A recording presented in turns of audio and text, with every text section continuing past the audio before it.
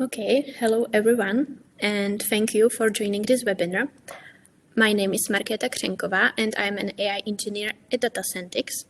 And today I'm excited to be joined by Andreas Siek, a solution architect from Databricks, and Timo Bonstedt, a GenAI solution architect from Erste, which is one of the largest financial institutes in Central and Eastern Europe. And together, we will share our knowledge about applications of generative AI in financial services. Firstly, let me introduce you a plan for today's sessions. So Andreas will start with a brief introduction to GenAI in Databricks and financial services and show us the GenAI tools available in Databricks. And then I will provide an overview of areas where GenAI can add value, and I will dive into some use cases we have been working on at DataSentics. And then Timo will also share with us some insights from Erste Bank, including a chatbot solution we have implemented there. And if you have any question, you can directly write them into a chat during this presentation, and there will be time in the end to answer all of them, or most of them. Also, this session is being recorded, and you will be provided with the link, so you can also watch the recording later. So now let's start. Andreas, the stage is yours. Thanks you. So hello and welcome. It's a pleasure speaking to you today. To start off, I want to quickly give an introduction to what Databricks brings to the table. So basically, we offer data and AI abstraction on top of all the major cloud hyperscalers. That means like AWS, GCP, and Azure. And we call this the Data Intelligence Platform. The idea here is that you don't need to build everything from scratch, but instead we provide a ready-to-go platform that is simple, collaborative, and unified. And that means we bring all your data engineers, your data scientists, and ops engineers on one collaborative platform, providing a single interface for data pipelines, data science, workflows, and of course, GenAI, simplifying the setup and reducing the amount of services that you have to operate, and let us do the heavy lifting by managing the infrastructure for you. So today we want to talk about GenAI, and I'm sure literally everyone has tried or at least seen someone using GenAI, like GPT-4 from OpenAI or Claude from Anthropic. And these models can do amazing things if you provide the right instructions. Things like restructuring an email or translate a certain text are probably like the pretty common prompts that we probably use in kind of a business context.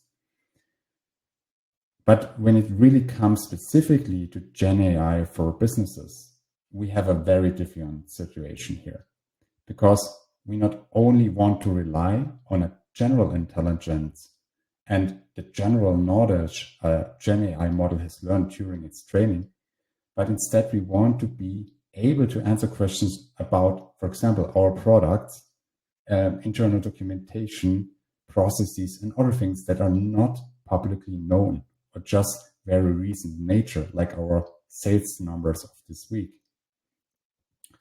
So what we need is a system that is able to access these informations. And here we step into the field of GenAI agents and data intelligence.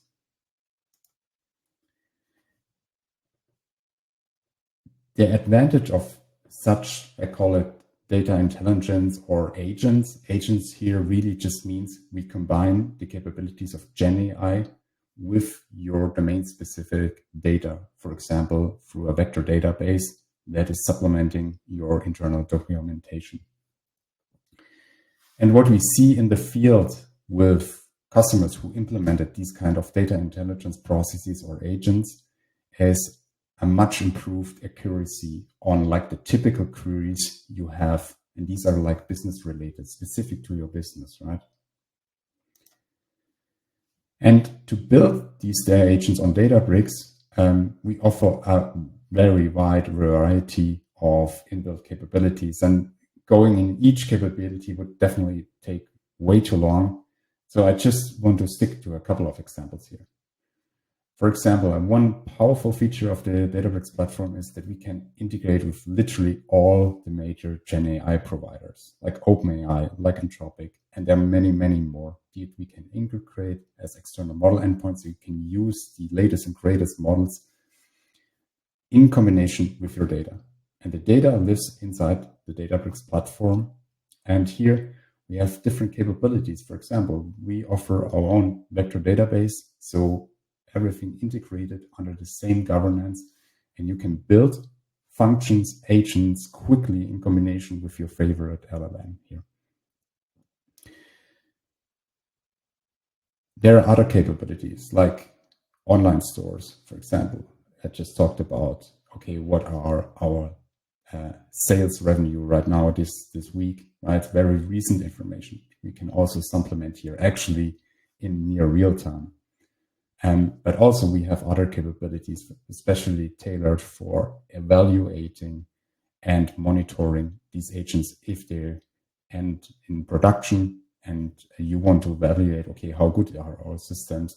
Or, for example, have guide rails in place that prevent your system from generating toxic responses.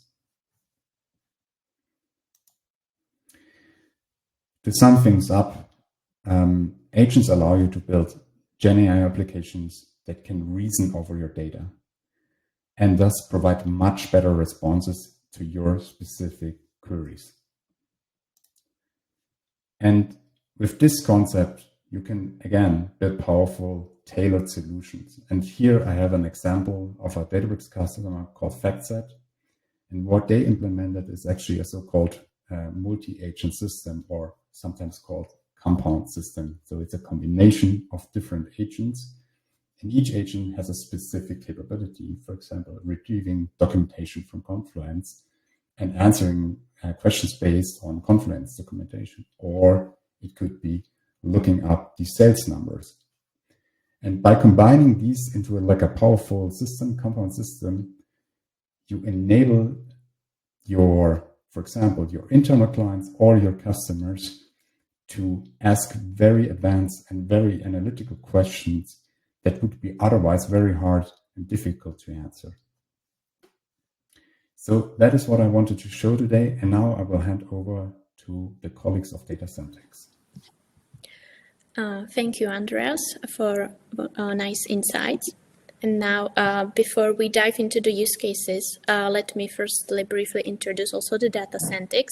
So DataSentics is a company based primarily in Czech Republic in Europe, and we focus on AI applications across various sectors, such as banking and insurance, pharma, health, public sector, and manufacturing and retail.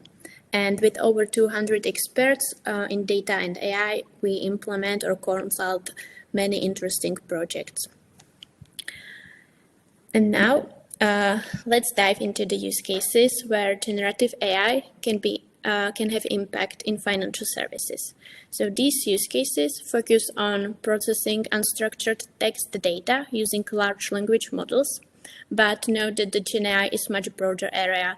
We can also use it for processing and generating, for example, images. And though the presented use cases are here tailored for banks, most of them can be applied also in other financial institutions as well. And I have grouped the use cases into 4 categories based on the area they impact. So the first group is AI-powered employee, where belong tools that boost productivity of employees by automating repetitive tasks. The second group, I selected AI-Augmented Human Banker, where are tools assisting bankers with client data analysis. The next area is AI Banker or Advisor, which are solutions that customers are directly using and facing the AI solutions. And the last area here is AI migrations, but I will omit these use cases today because it's a very complex area, and also the usage of GenAI is very limited here. So now let's have a look at the first area, the AI-powered employee. One type of use cases in this area are use cases speeding up human-heavy processes. These use cases include some repetitive task of processing unstructured data. And until large language models were introduced, automating the processing of the unstructured data was very limited. In most cases, it was almost impossible. So employees must spend hours of reading and analyzing the documents and then perform various tasks. And thanks to LLMs and their ability to understand human language in form of the written text mostly, we can now automate processing of different kinds of documents and perform various operations with it. Some examples may be extracting specific information from documents, fraud detection, checking compliance of some rules, or customer or employees' message classification. The general solution is usually developed as a pipeline. You can see a very brief illustration of it on this slide, where we first stored all the documents and process them, like extract the text and some additional metadata. And then we are using LLM to perform a specific task we want. Usually in this step, the LLM is either instructed just with the detailed prompt, specializing the instruction, what to do with the data, or we can even fine-tune the model to perform the specific task. And then the output from LLM is saved into desired format, usually tables, which are then used in the further process. One example of use case in this group is extracting of specific information from documents, where we then provide a detailed instruction together with examples how the input and output should look like. The examples are very important here, and it helps the language models to understand the task. And then the LLM extracts us the desired values, and we save them in a table. Note that in this group, people also tend to overuse the large language models sometimes because it's not always appropriate to use them for all the use cases. Especially the classification may be handled by smaller language models or even some different traditional techniques. And these techniques also may work at least the same or even better on these data. Plus, they have many advantages, like the costs are smaller, of course, and then also these methods are more reliable than large language models. Nevertheless, overall, an appropriate solution with large language models can automate repetitive tasks and save up a lot of time to employees. The next usage of LLMs helping employees can be in call centers, because LLMs can also work with language in a sound form, so like the recording. And there are specific models like Whisper, for example, that are tailored to transform sound format into a transcript. And then with the transcript, we can work in the same way as in the use cases in the previous group. So the typical solution here looks like that we have the sound format, the file in sound format, we generated the transcript, and then we do some analysis with LLM of this transcript. An example could be assessing a call quality. So we are determining how well the call was handled by the agent in a call center. So we can have a table with all compliances we are interested in, and we want to assign a score to each compliance. So we instruct a language model similar as we would instruct a human evaluator to assess the scores based on the transcript of the call. And then we can use these scores to compute some summarizing matrices and have analysis of our call center and how the agents are able to handle the calls. And the main advantage here of using LLMs is that they can process almost unlimited number of calls, while humans can process only a few calls per day. And this is just one example of use cases in a call center. There are plenty of them. We can do different kinds of analysis. And the last type of use cases I would like to mention in this area are chatbots with specific knowledge. From my experience, this is the most demanded GenAI use case at all, because everyone wants to have a chatbot with company-specific knowledge. The motivation is quite clear, An institution has documents with many rules, guidances, instructions, how their employees should behave, what to do in specific situation, etc. And there are usually a lot of these documents, and they may even change over time. So no one really remembers everything. And to find a relevant information may be pretty hard and take a lot of time.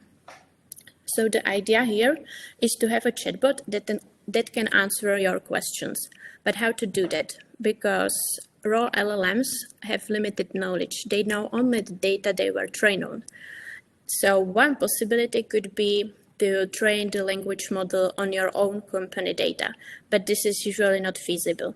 So the standard setup is that you have a set of documents with all the information that a chatbot should know.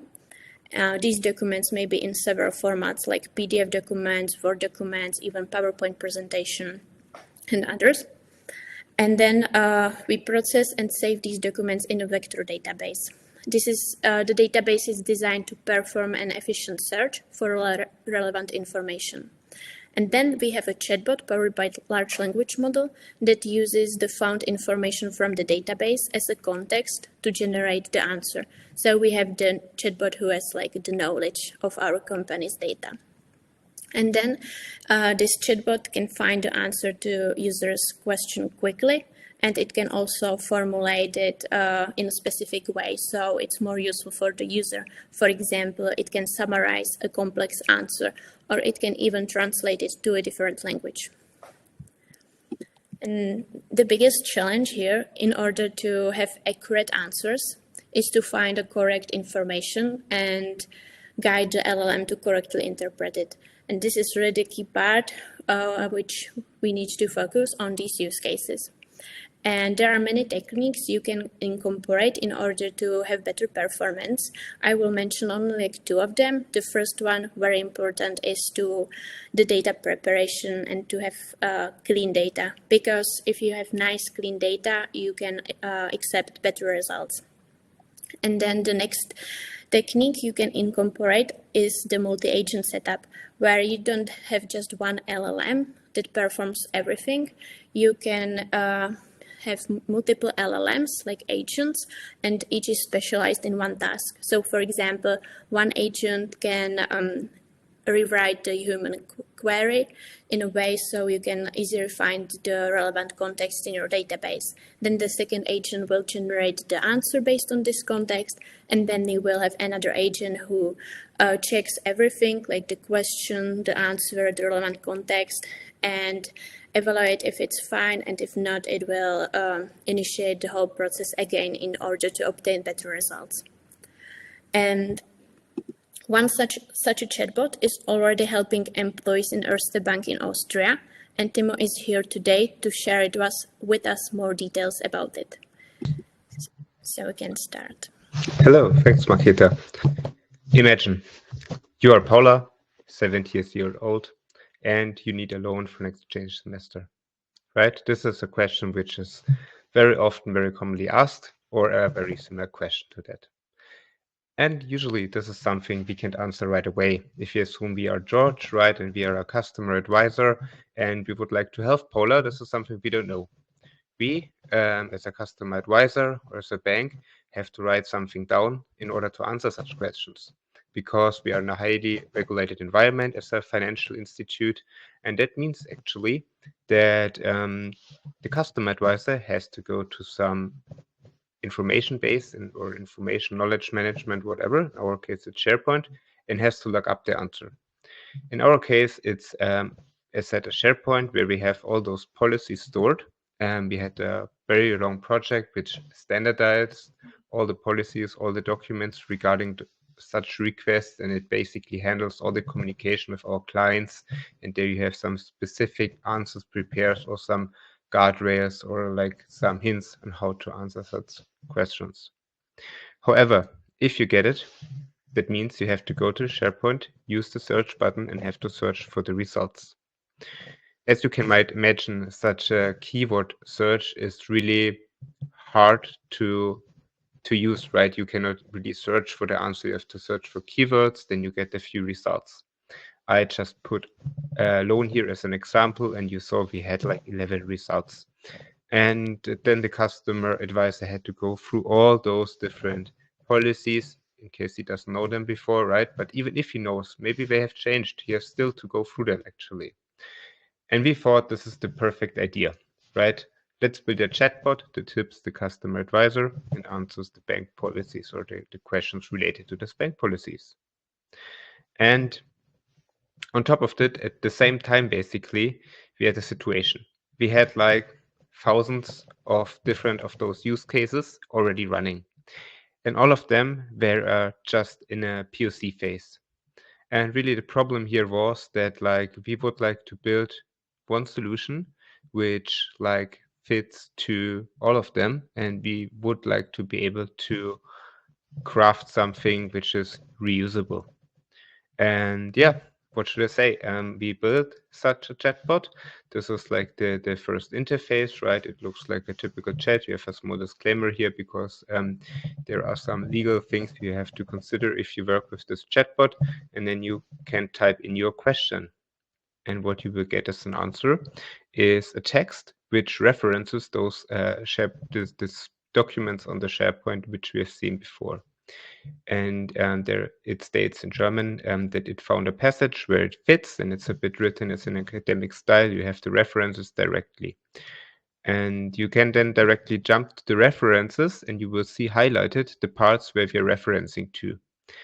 That means the custom advisor can not only get an answer even faster, it also helps directly checking the documents, and you can verify first the answer, of course, but also the documents. That means over time also the document quality gets better, because if there is an issue, the customer report can also go to the back office and we can improve the documents.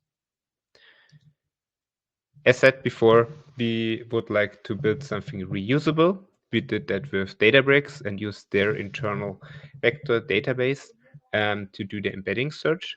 That means we're getting the documents from SharePoint using, if necessary, OCR technology based on Azure, ingesting all the documents every day, every night, search for updates, merge them, and so on and so forth.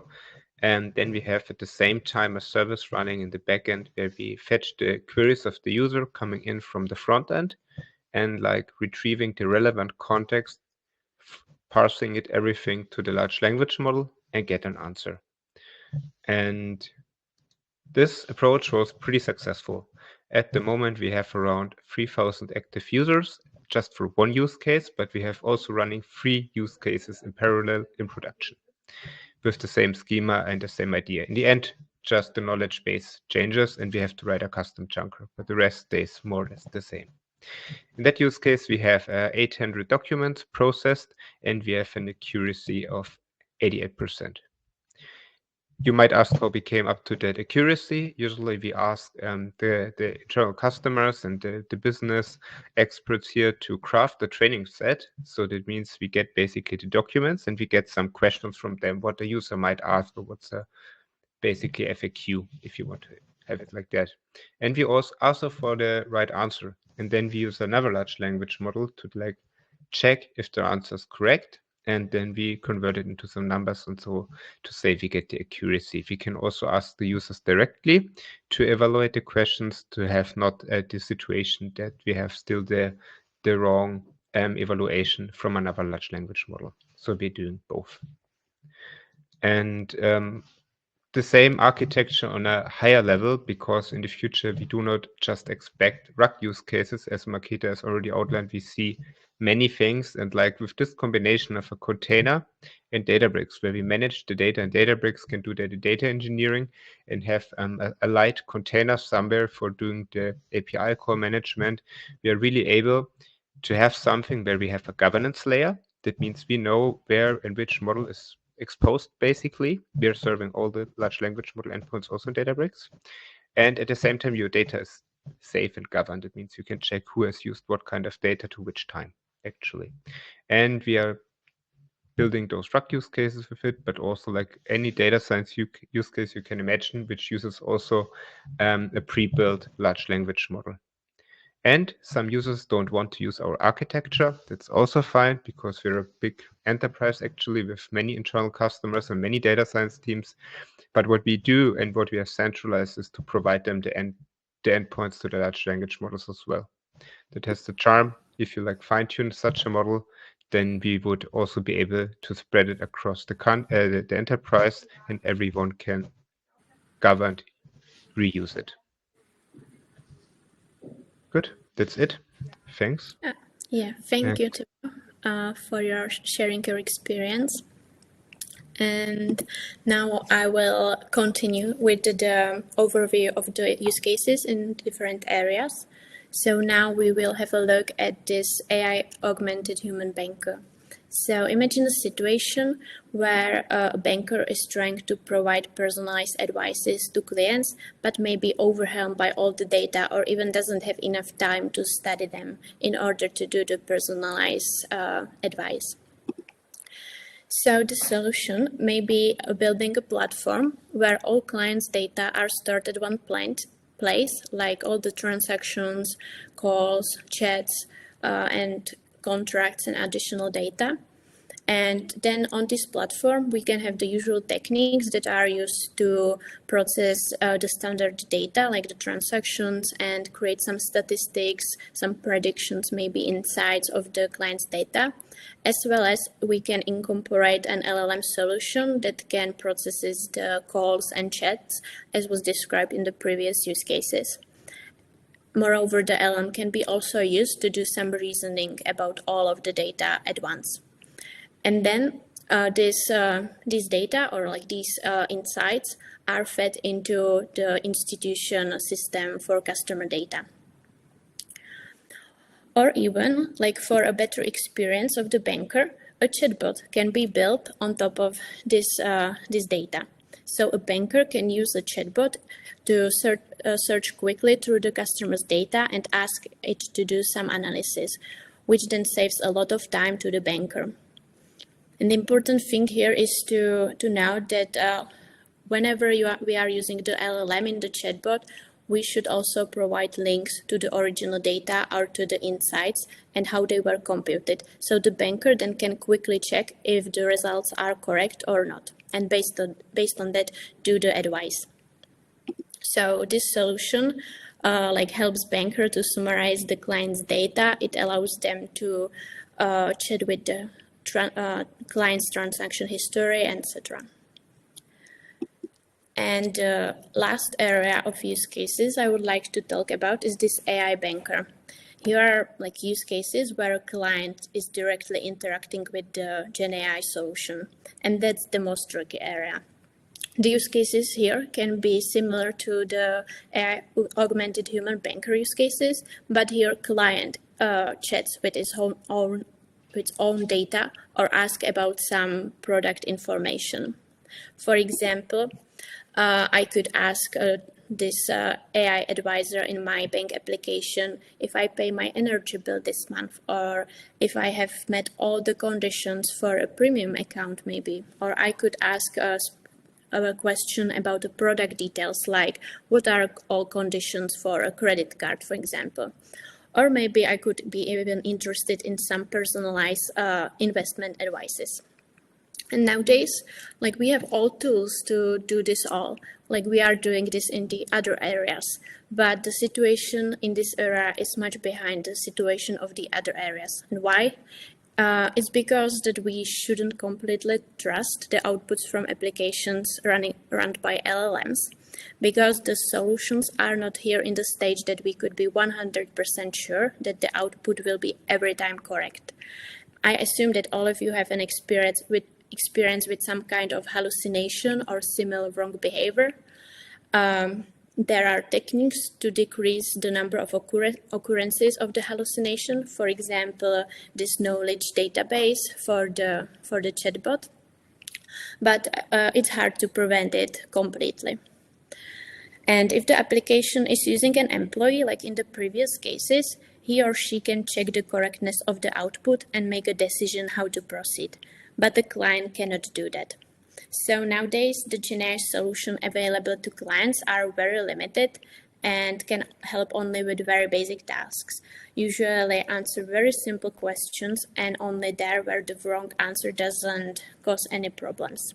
But I believe soon we will have solutions that are robust and safe enough, like the chatbots for the product details. And I'd say the current best approach how to implement a robust solution is using a multi-agent setup, where we have multiple agents, each specializing in one task. And these agents can be even like the large language models, but it could be also like some additional functions or computations based on simple tabular data.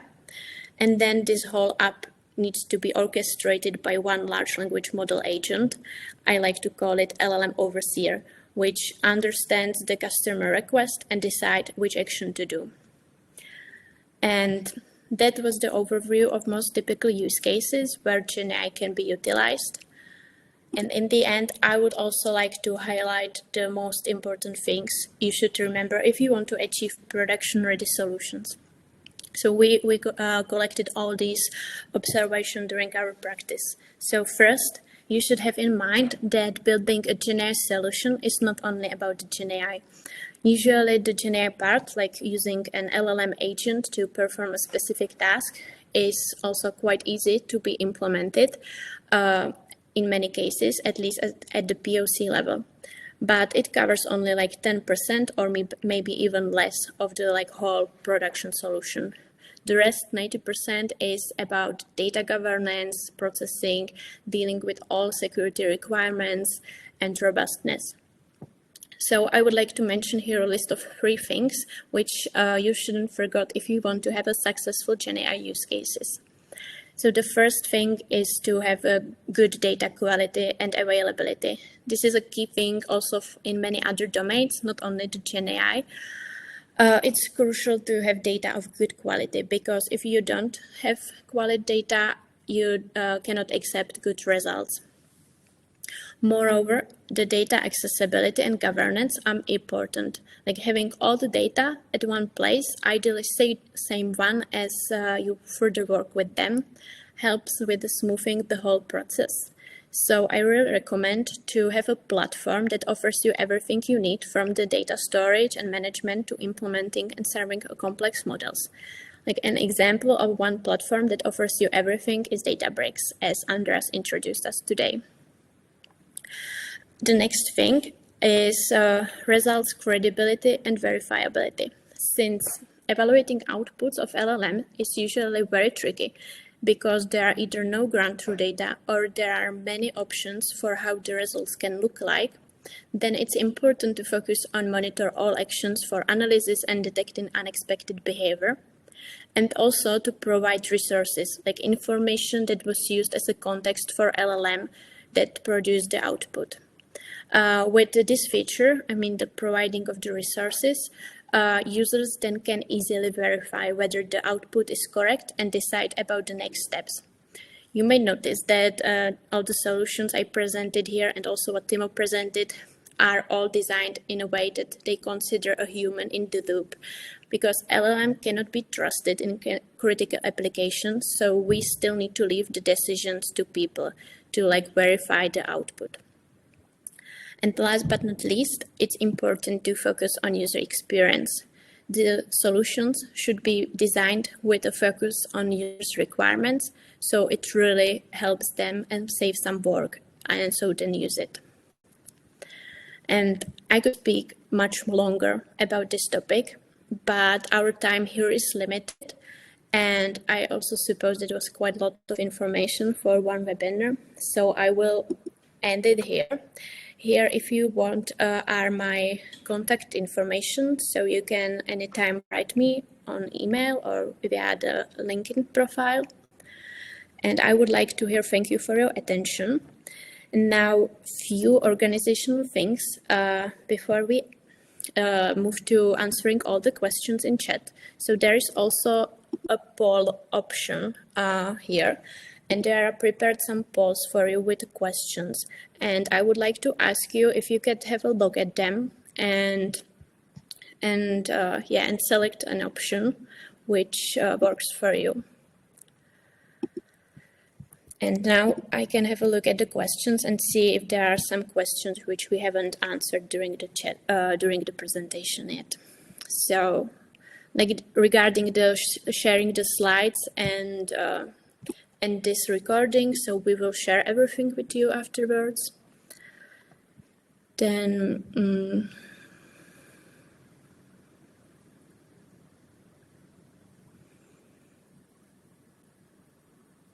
here is a question like about security and compliance measures which are in Databricks. So maybe that can Andreas answer the best. Yeah, thanks, Marketa. I'm actually currently typing an answer to that. That wasn't quick enough. But yeah, maybe I do it via audio. I mean, it's a pretty loaded question, right? Because we're talking about a wide field here.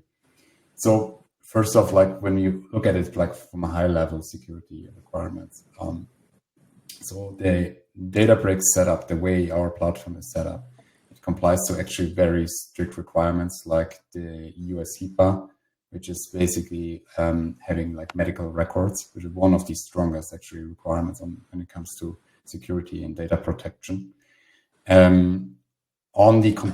of course, there's much more to it, and I would encourage you, if you're interested, reach out to Databricks, ask for like a security and compliance specific workshop, right? Because we have dedicated teams who do that. Again, it's a very wide field. But let me maybe come back to compliance, right?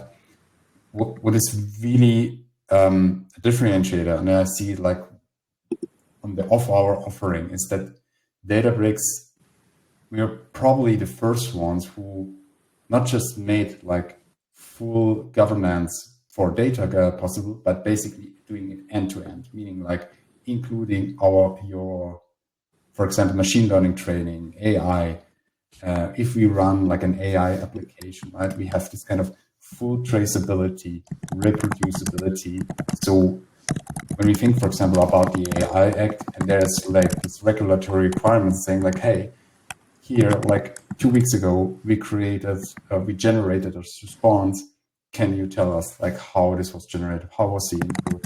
Why we did this? What was the underlying assumptions behind it? What are the features we are using? So we can reproduce that and give here like a comprehensive answer to that. Yeah, thanks, Andreas.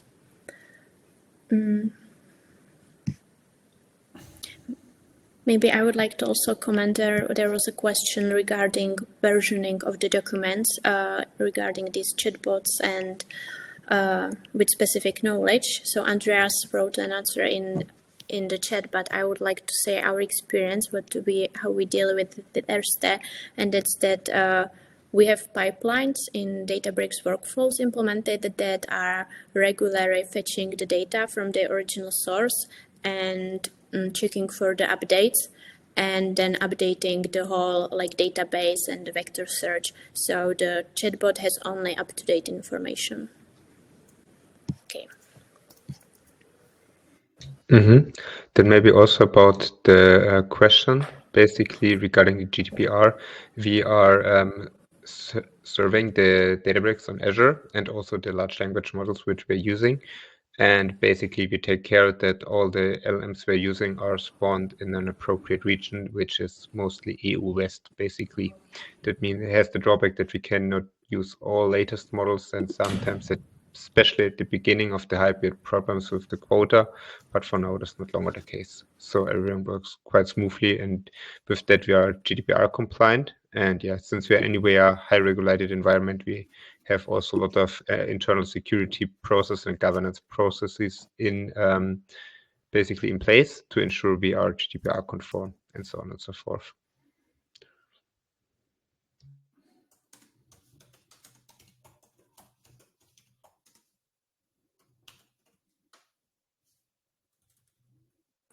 And then there is also a question regarding the investment and costs associated with using Databricks. So, like from my perspective, there are costs like general costs like using the whole platform, like the compute for the development. It's hard to like estimate. It depends on your use case. And then there are costs like regarding, for example, the vector database and vector search, which are fixed, and they are like based on the region where you are and how many documents do you have there.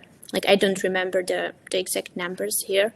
Maybe we can, Andreas can say more about the costs and Timo can share with us some statistics from Erste if he remembers them. Yeah, I'm not sure if I'm allowed to speak about them, and I won't do it right now. But yeah, I think it's, as you said, Marketa, it really depends on the use case. I think also Andreas can answer that, but it's really general. The question sorry, go ahead, Andreas. Yeah, sorry for interrupting you. Basically, just from a high level, Databricks is like a pure consumption platform. That means there's no upfront investment in licenses or whatever. Right? So when you're interested in looking into Databricks, basically what you need is a cloud account with an hyperscaler. On Azure, we are actually a first-party service. So as soon as you get Azure, you can just basically click on Databricks Workspace and you get a Databricks Workspace. So there's no cost associated with that. But of course, as soon as you start to use our services, that can be, for example, compute, right, to host, for example, the agent. And this kind of compute we are charging on a time-based. There are other services that we charge. But if you ask for okay, when we want to build like an agent and what is the cost I have to think about, it's really a difficult answer to because it's very much depends on the model you want to use. Maybe you have specific requirements and you say, I want to have specific security requirement on our LLM. I don't want to use GenAI that is hosted by another provider. I actually want to self-host. This is something we can also do within Databricks. So there are certain costs with it, or the amount of documents I have, right? In that case, I think what makes sense is to do a sizing. This is something we can also do at Databricks. If you know these kind of KPIs, saying like we have number of users, we have these requirements, we want to use these models, and we have that many documents with so many words, then we can do a cost estimate here.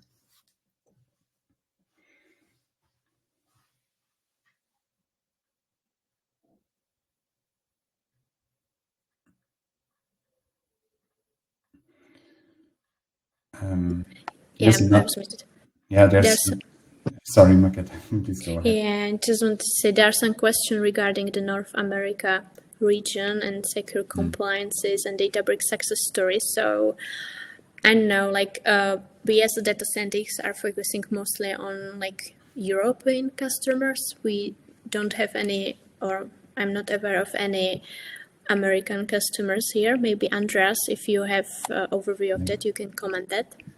Yeah, so definitely. So there are actually a lot of them because, of course, North America is our prime market. And here we implemented major GenAI use cases with very well-known companies. If you're interested, I can actually send out success stories.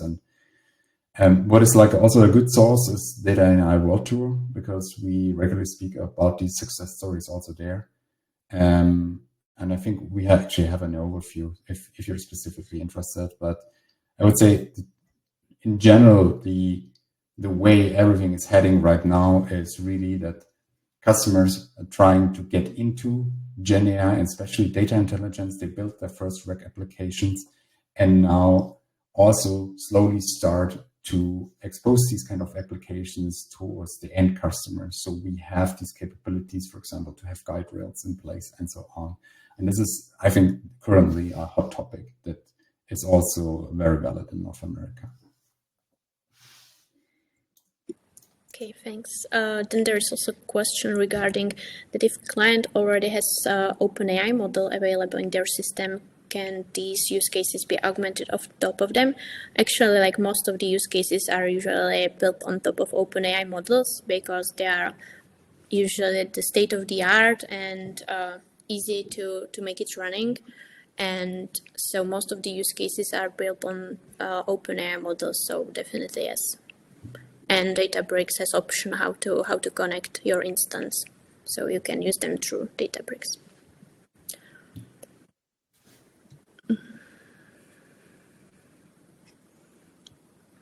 Okay, then there was also a question I saw regarding if we can share some use cases from insurance. Like I don't have any use cases prepared here, but like you can definitely like write me, and I can ask my colleagues who are like specified for this insurance area, and we can share with you also some use cases from the insurance. I posted also in the chat already, like the Databricks blog was really a great source of information. As Andreas said, also the conference is really nice. If you can travel to the US, there is also like the world tour. So you have different stages there. So I think if you're more specific, then of course, yeah, we can also share something.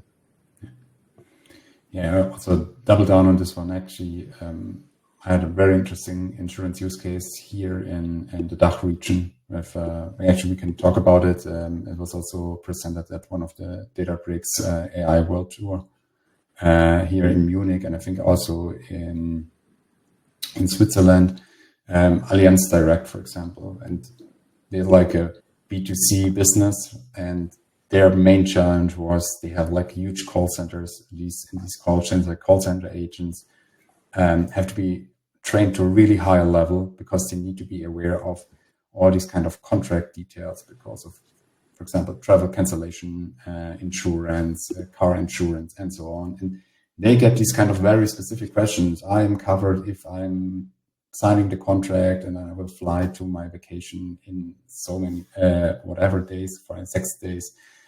What is the solution here, right? And what we created is, for example, a co-pilot that has access to all these kind of contract details. We built like a specific actually retriever for that is able to look at these contracts in a holistic way and come up basically with the right summarization. And it really was a huge success because it simplified the work for the call center agents dramatically. Now they basically rely on the agent for these kind of questions pretty much. And of course, we still have the human in the loop because we just want to make sure that we're just creating responses to customers that absolutely make sense and just double check. But this is something that works very well, and is something where our customer, the Allianz, is actually very happy about.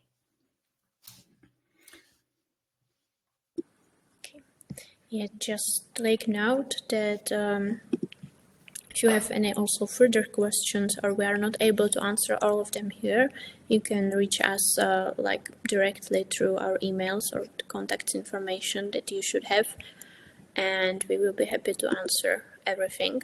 For example, this contact for Eviden in North America, I would need to find it in my company and send it to you. So yes. Please, if you can reach us, we will be happy to send you a useful contact for you.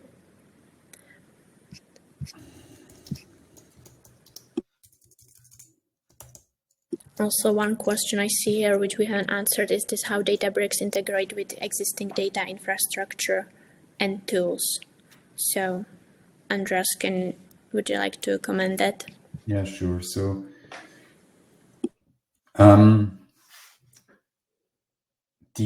the way Databricks Lakehouse is set up is it's built on the object stores of the cloud hyperscalers, namely AWS. It sets free. For example, in Azure, it's ADLS containers. Right? So this is where the data is stored, and actually the data is stored within your account. So it's not that we store the data, but it's data, you have full control over the data. Now, when it comes to like your existing infrastructure, the question is, how can we bring the data into this kind of new framework? Because we also put like additional layers on top to have these kind of more data warehouse capabilities like asset guarantees, but of course also the governance.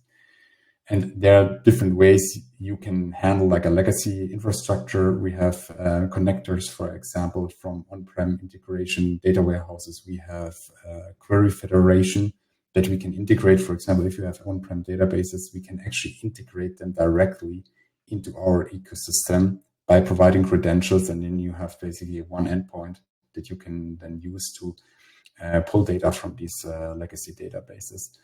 But in general, our take on this is bring the data into the lakehouse, into this kind of new ecosystem, because it's just easier to handle, especially if you have a lot of data. And Databricks is really built for scale. This is where we come from, really from big data.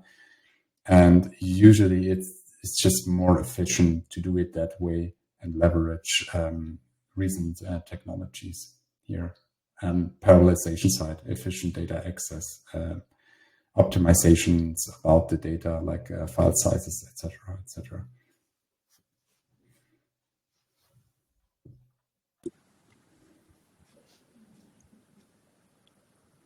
Okay, I don't see any other question which we haven't answered yet. So if now you have still a little bit time to type more questions, and if not, you can type them to our contact, or like directly to our messages.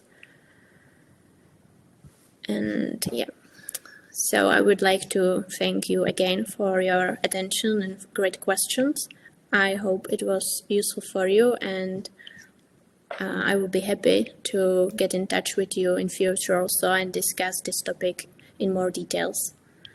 I see someone is writing here, so maybe we can wait. Yeah, thanks for great. Thank you. I would also like to thank you, Timo and Andreas, for joining me and presenting their insights in this topic. I think it's a very interesting area where we will see in future a lot of breakthroughs, because the technology is still being better and more advanced, so better and more interesting use cases will come in future. Okay, thank you very much, and have a nice day, and yeah, that's all. Thank you, bye.